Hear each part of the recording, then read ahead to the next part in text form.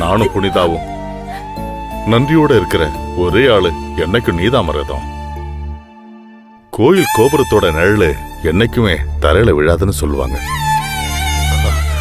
புனிதா விஷயத்துல உன்ன 4 பேர் எதுவும் சொல்லிடக்கூடாதுன்னு தான் நான் பயந்தம்மா. அந்த பயந்தான் உன் மேல கோவமா வெளிப்பட்டுச்சு. ஆனா என்னைக்குமே நான் உன்னை வெறுத்ததில்ல மரகதம். இவ்வளவும் ஏன் சொல்றேன்னு உனக்கு தெரியுதா? உன் பொண்ணு சந்தோஷமா இருக்கணும்னு தானே நீ ஆசைப்படுவ. ஆனா ரமணியம்மா வந்து அவங்க வீட்டு பொண்ணை அனுப்புன்னு சொன்னப்போ உன்னால பதில் சொல்ல முடிஞ்சுச்சா? இல்ல இல்ல. இவ்வளோ ஏன் உன் அப்பா உன்னை என்ன கல்யாணம் பண்ணி வச்சப்போ என்ன அவரோட வந்து தங்க சொன்னாரு. அப்ப நீ என்ன சொன்ன? கொஞ்சம் யோசனை பண்ணி பாரு. இத பாரு மரகதம், நமக்கு ஒரு நியாயம், நம்ம பொண்ணுக்கு ஒரு நியாயமா? ஒண்ணு மட்டும் தெரிஞ்சுக்க, புனிதா என்னைக்கும் நம்ம பொண்ணுதான். அவ மாப்பிள்ளையோட சந்தோஷமா வாழட்டுமே. நாம தினமும் கூட போய் புனிதாவை பார்த்து வந்துடலாமே. அம்மா,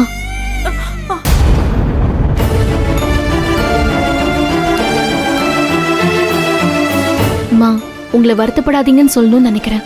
நீங்க கண் கலங்க கூடாதுன்னு தான் எல்லாத்தையும் பார்த்து பார்த்து பண்றேன். படிச்ச படிப்புல இருந்து அமைச்சுக்கிட்ட வேலை வரைக்கும் எல்லாமே உங்க கூட இருக்கணும் தான் வெளிநாட்டு வேலையெல்லாம் கூட விட்டுட்டேம்மா. என்னடா இப்ப எல்லாத்தையும் சொல்லி காட்டுறாளேன்னு நினைக்காதீங்க. என்னால உங்களுக்கு பொண்ணாவும் கபிலனுக்கு மனைவியாவும் சரியா நடந்துக்க முடியலையோன்னு எனக்கு ரொம்ப பயமா இருக்குமா. ஒருத்தருக்காக யோசிக்கும் போது இன்னொருத்தர் அதால காயப்படுவாங்கன்னு நினைக்கும் போது என்னால இயல்பா இருக்க முடியல, சிரிக்க கூட முடியலம்மா. மா, நெஞ்சுக்குள்ள எப்பவுமே கனமா ஏதோ ஒண்ணு அழுத்திக்கிட்டே இருக்கு. எல்லா பொண்ணுங்களுக்கும் இப்படிதான் இருக்குமா, இல்ல எனக்கு தான் இப்படி இருக்கான்னு யோசிச்சு யோசிச்சு எனக்கு பைத்தியம் பிடிக்கிற மாதிரி இருக்குமா. அதெல்லாம் சொன்னா என்னை விட நீங்க தான் கஷ்டப்படுவீங்கன்னு தெரியும். ஏதாவது ஒரு கட்டத்துல உங்க 2 பேர்ல யாராவது ஒருத்தர்கிட்ட நான் வெடிச்சிருவேணும்னு எனக்கு பயமா இருக்குமா. ஏன் 2 பேரும் என் மேல இவ்ளோ அன்பா இருக்கீங்க? மரகதம், புனிதா கிட்ட மாப்பிள்ளை வீட்டுல போய் சந்தோஷமா இருக்க சொல்லுமா. மரகதம் சொல்லு மரகதம். மா, நாளைக்கு காலையில ரமணி அம்மா என்னை எங்க வீட்டுக்கு கூட்டிட்டு போறேன்னு சொல்றாங்க.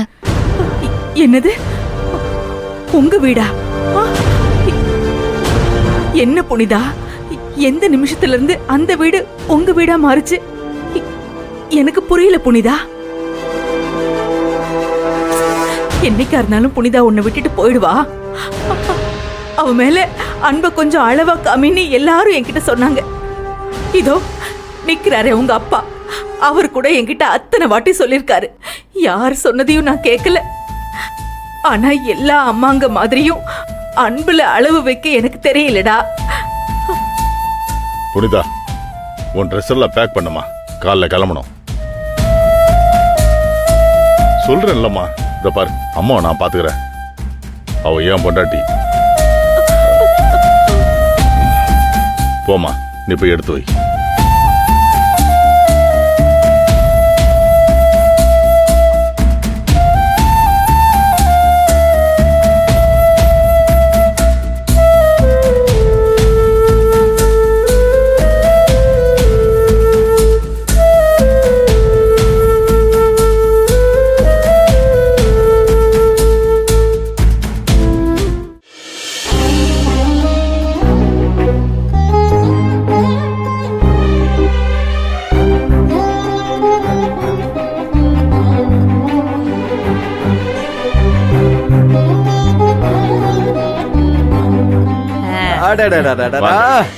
உங்க 2 பேரையும் பார்க்கும்போது திரும்பவும் கல்யாணம் பண்ணிக்க போறவங்க மாதிரியே இருக்கீங்க.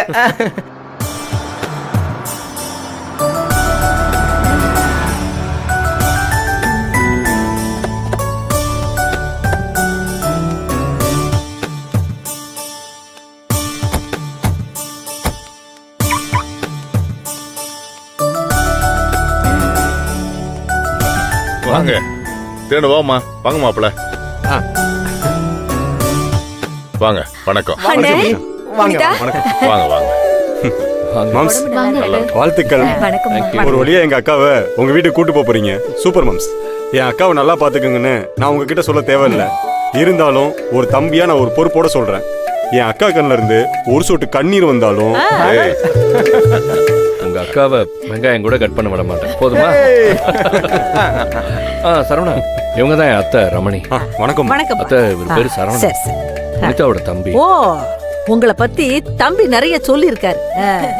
இவங்க பேர் தேன்மொழி, இவரு அழகர். வணக்கம். புனிதாவோட அத்தை மாமா. இவங்க பொண்ணு தெய்வானே தான் இவரு கல்யாணம் பண்ணிருக்காரு. அப்படியா? சரி சரி. உங்களை பார்த்ததுல எங்களுக்கு ரொம்ப சந்தோஷம். எனக்கு இந்த ஆமா, என் மருமவ எங்க? என் பொண்ணை கேக்குறீங்களா? ஆ, அவ முழுகாம இருக்கிறா. 4 வேற கிட்ட நெருங்கிருச்சு. டாக்டர் அவசியம் இல்லாம எங்கேயும் அலைய வேண்டாம்னு சொல்லியிருக்காங்க. சரிதா சரிதா. ஆனா எங்க சொல் பேச்சு கேக்குறா?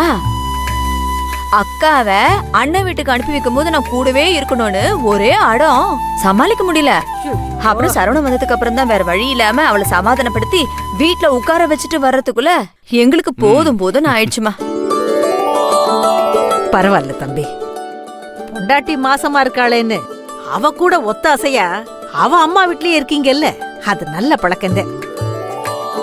நாளைக்கே புனிதா உண்டானாலும் புனிதா வீட்டுக்கு போய் அவளுக்கு ஒத்தாசையா இருன்னு கபிலங்கிட்ட சொல்லுவேன்ல. உங்க மருமகனுக்கு இங்க வந்து தங்கறதுக்கு கௌரவ குறைச்சலா இருக்கும். அதனால தான் எங்க அண்ணி கூப்பிட்டு இவ்வளவு நாள் வராம இருக்காரு. ஆத்தா மேகலை, உன் அண்ணி கூப்பிட்டது வீட்டோட மாப்பிளையா வாங்கன்னு புரிஞ்சுச்சா? நான் சொல்றது வீட்டுக்கு மாப்பிளையா பொறுப்போட இருக்க சொல்றேன். ரெண்டும் வேற வேற. அண்ணே, இப்பதான் என் மனசு நிறைவா இருக்கு. எங்க அண்ணியுடைய வீண் பிடிவாதம் இவங்க 2 பேரையும் நிரந்தரமா பிரிச்சிருமோன்னு நாங்க ரொம்பவே பயந்துட்டோம். ஆனா தெய்வம் மாதிரி இவங்க நம்ம வீட்டுக்கு வந்து உங்க 2 பேருடைய வாழ்க்கையிலயும் ஒளி ஏத்தி வச்சுட்டாங்க. அத்தை, அம்மா நேத்துல இருந்தே சரியில்லை. அம்மாவை அப்படி பார்க்க மனசுக்கு ரொம்ப கஷ்டமா இருக்கு. ஆமா, நான் கேட்கணும்னு நினைச்சேன். அண்ணி எங்க? ரூம்ல தான் இருக்கா. சரி, நான் போய் பாத்துட்டு வந்துட்டுமா? பாத்து அத்தை அத்தை, இருங்க அத்தை, நானும் கூட வரேன். இன்னும் கொஞ்ச நேரத்துல கிளம்பிடுவேன்ல. சரி வா. இரு புனிதா. அத்தை, புனிதா அவங்க அம்மாவை பார்க்க போறாங்க. அது புரியுது, ஆனா இப்ப போக வேணாம். அம்மா, நீங்க ஏமா இப்படி சொல்றீங்க? பொண்ணுன்னு பிறந்துட்டாலே பிறந்த வீடும் புகுந்த வீடும் அவளை ஒரு செலவு கணக்கா மட்டும்தான் பாக்கும். காலாகாலத்துல இன்னொருத்தன் கையில ஒப்படைக்கணுங்கிற பொறுப்பு இருக்கும். தான் பொண்ணு இன்னொருத்தர் வீட்டுல போய் கஷ்டப்படக்கூடாதுன்னு மாப்பிள்ளை வீட்டையும் நம்மளே வச்சு பாத்துக்கணுங்கிற மனசு யாருக்காச்சும் வருமா? அந்த மனசு மரகதத்துக்கு இருக்கு.